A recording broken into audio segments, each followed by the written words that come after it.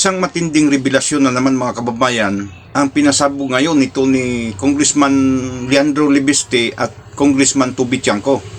Hinggil umano dito sa pangmumudmod ng tig 2 million pesos bawat kongresista, mga kababayan, sa tinagurian ni Leandro Libiste na brick allowances.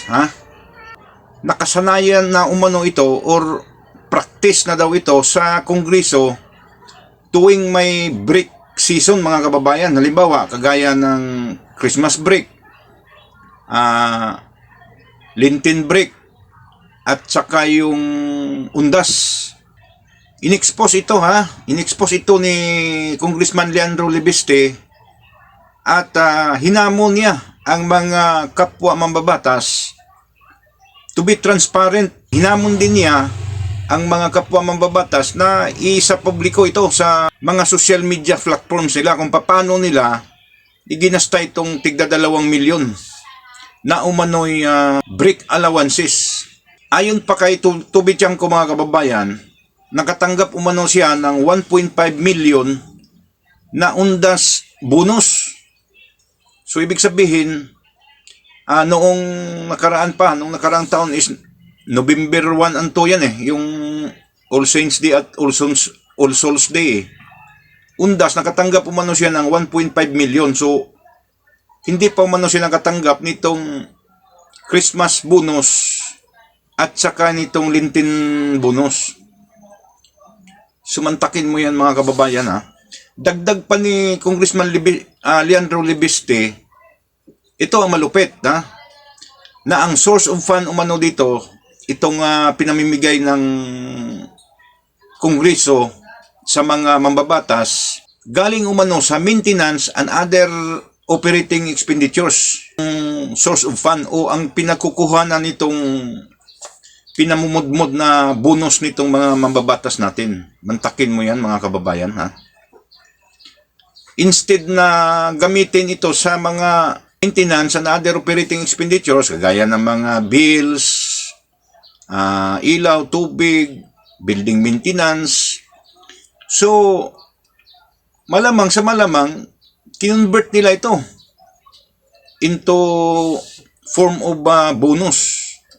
Umano'y certificate lang ang disbursing requirements instead of official receipts, mga kababayan, Mantakin mo yan, gaano ito kagarapal itong kongreso na to.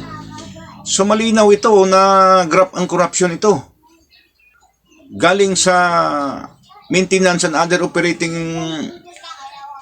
expenditures transferred to form of bonus. Ito yung pinasabog nitong dalawang mambabatas ngayon, mga kababayan. So hindi ito basta-basta na issue, Nakaw ng kaban ng bayan sa harap-harapan ito.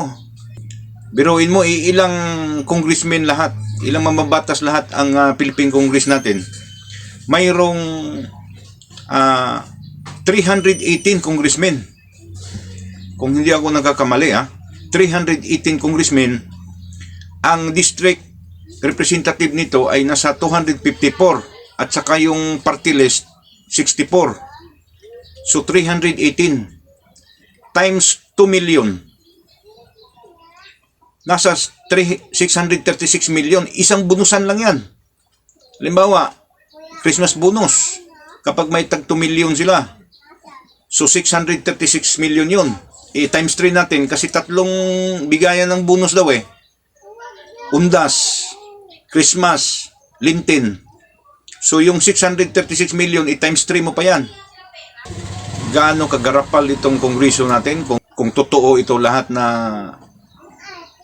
isiniwalat ngayon ni Congressman Libiste, mga kababayan. Mantakin mo yan kung gaano talaga ka salbahe talaga itong mga mambabatas natin. Siyempre, yan naman yan ang may pakana talaga dyan is number 1, yung speaker Kasi ang speaker talaga yung mag-disburse niyan Instead of official receipt, ang requirements, daming mga requisitos pa yan pag mag-disburse ka ng government fund, mga kababayan. So, ang kinakailangan lang daw is certificate. Ha? Sulat lang. This is to certify that certain amount is to be released as approved by the blah blah blah. Ano yan Speaker of the House yan. So release. Gaano ka garapal yung gobyerno talaga natin. Hindi ko lang alam kung ngayong administrasyon lang ba ni BBM or noon pang mga nakaraang administrasyon. I think so na mayroon din yan noon nung mga nakaraang mga ano. So, yung mga congressman diyan, alam na nila ito kasi may mga veteranong congressman diyan mga retiradong mga congressman diyan, sila ni Irisi, yan si Irisi. Tagal na yan diyan, puno. Alam na nila itong mga itong kalakaran. Bliss in disguise talaga ito si Congressman Libiste na napasama diyan sa mga lawmakers, sa mga congressman ngayon na nalalaman talaga natin yung mga anomalya dyan. Lantakin mo yan mga kababayan. Malinaw pa sa sikat ng araw yan, nakaw yan sa kaban ng bayan. Kailan pa kayo matatapos itong mga ganitong mga gawain sa bansa natin?